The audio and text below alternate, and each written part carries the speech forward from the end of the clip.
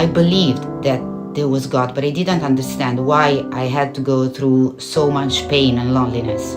I was involved in the Palestinian issues. My mind was still saying me, no, you cannot do this. No.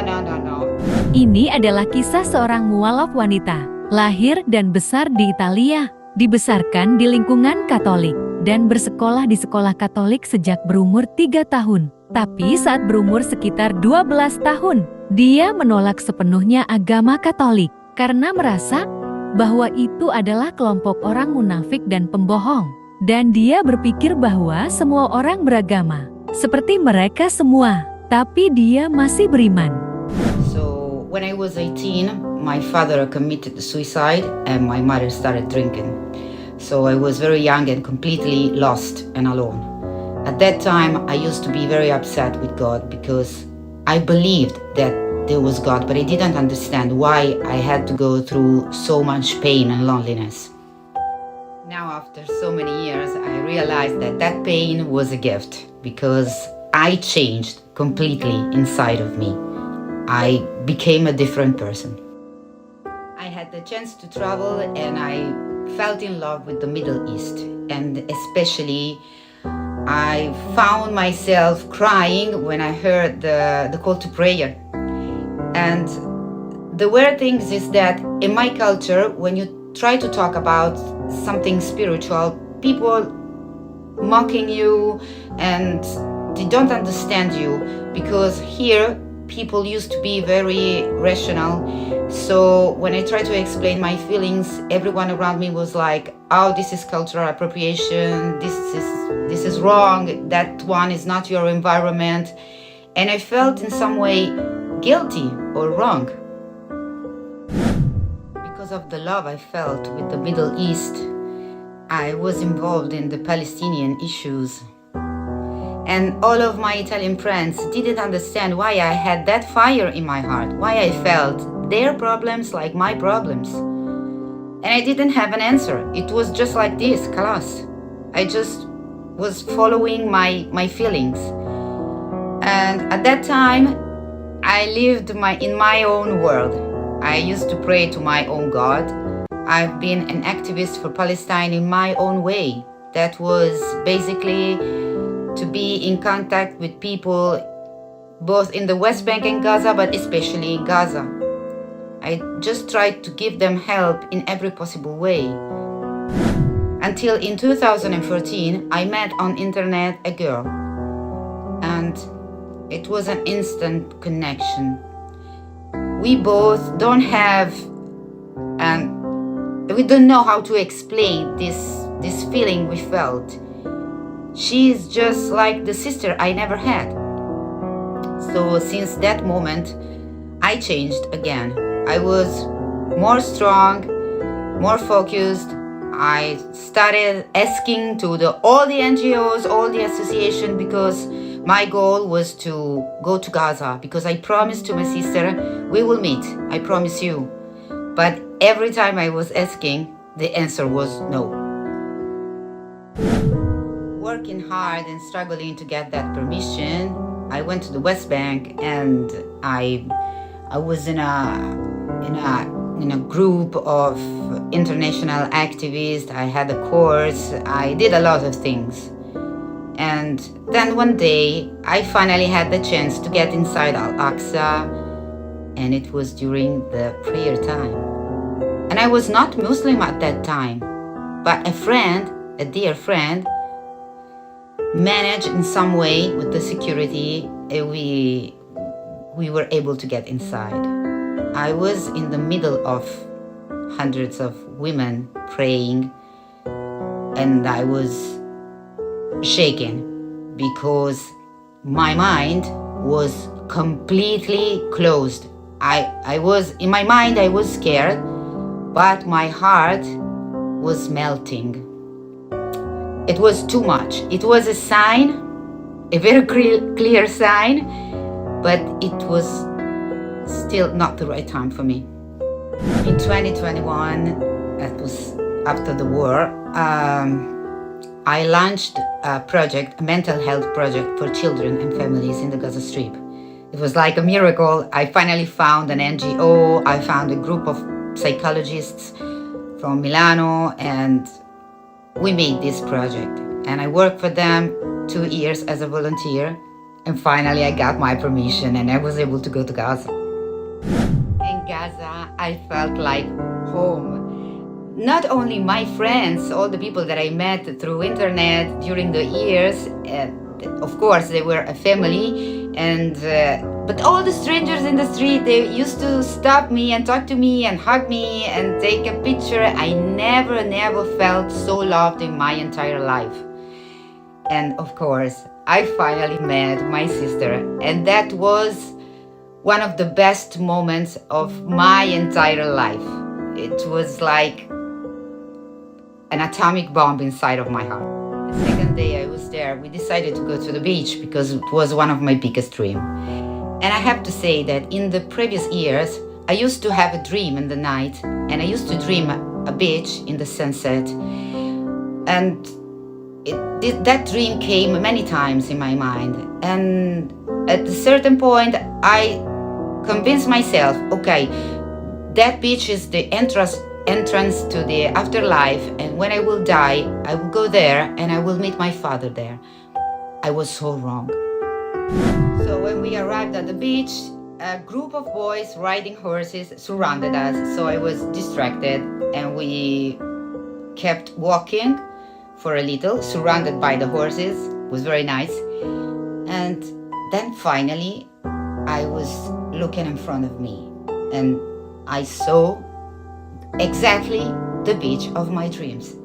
Same sunset, same colors, same direction.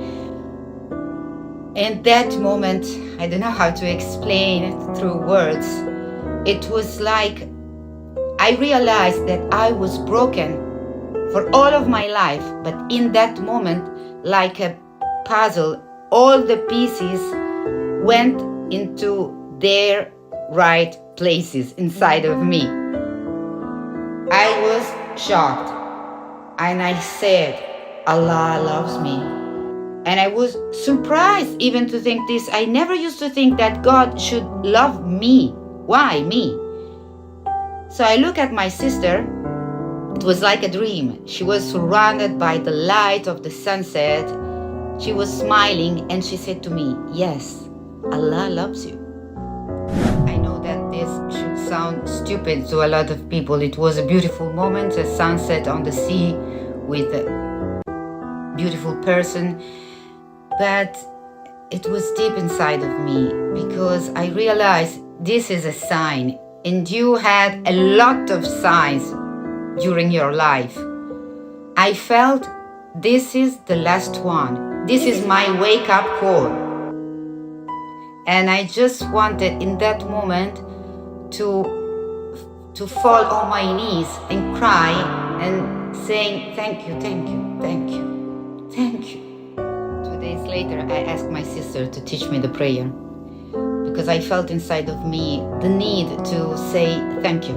Thank you for all the things that you gave to me. Thank you for this amazing, incredible life.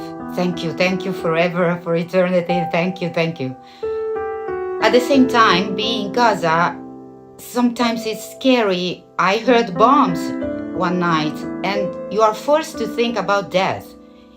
And for the first time in my life, in Gaza, I also realized that I was scared about death. I never used to think about, I was like, oh, the day I will have to die, it's okay. I will face that moment naturally. I was very arrogant. But in Gaza, I realized, no, I'm scared. So when I had to leave and go back home, it was very painful, and I started thinking to so many things: God, religion, afterlife, death, so many things. And when I arrived at home, I was deeply depressed. I spent days staring at the wall, feeling a sort of hole inside of me. I was empty. Then one day I said to myself, I reacted. Suddenly I reacted, and I said, okay, I have to pray. I have to read the Quran. And so I did it. But my mind was still saying me, no, you cannot do this. No. These are old, ancient stories for fools. This is not the right way for you. How can I pray 5 times a day and wash myself 5 times a day? No, I don't want a timetable to talk to God. I can talk to God anytime. I was still arrogant. Reading the Quran, page after page, something stronger than my dark mind came up. And I found myself crying on the pages. And I was surprised and shocked, like I was a Muslim for my entire life. This is the God that was in my mind. So merciful, so full of love, so kind, so gentle, so powerful. And I was like, I was a Muslim for my entire life and I didn't know. I sent a message to a dear Italian Palestinian friend and I said to her, I want to convert to Islam. And she was so excited. She called all of her friends and sisters that I already knew, and they managed a perfect day for me. It was the 12th of May. I traveled and I went to their cities. It was great. They gave me a lot of gifts. They were crying with me, and I took my Shahada. Of course, I sent the video of my Shahada to all of my friends in Gaza and to my sister. And one of them shared the video on Instagram, and suddenly I had tons of messages from strangers in Gaza. They were like, Mabruk, welcome sister, we are so joyful, thank you. Gaza saved my life, my sister saved my life. God gave me Palestine and especially Gaza and especially my sister to make me understand that was the only possible way for me, that I had a deep dark head and that I was scared of so many things about religion, and so God found a different path to bring me there, and I'm so thankful. Alhamdulillah forever, and Alhamdulillah for giving me Gaza and my sister.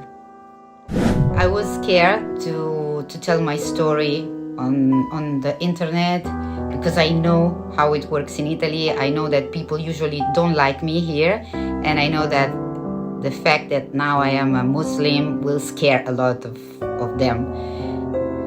And my daughter begged me, Mama, do this. You have nothing to be afraid. You have to be proud of your journey. You have to share your journey to the people because it's amazing. Dan 2 bulan lalu, anak perempuannya yang baru berusia 12 tahun memperhatikan dia saat melakukan sholat. Dia tidak pernah berkata padanya agar dia sholat. When I finished, she said, Mama, I want to learn. Subhanallah.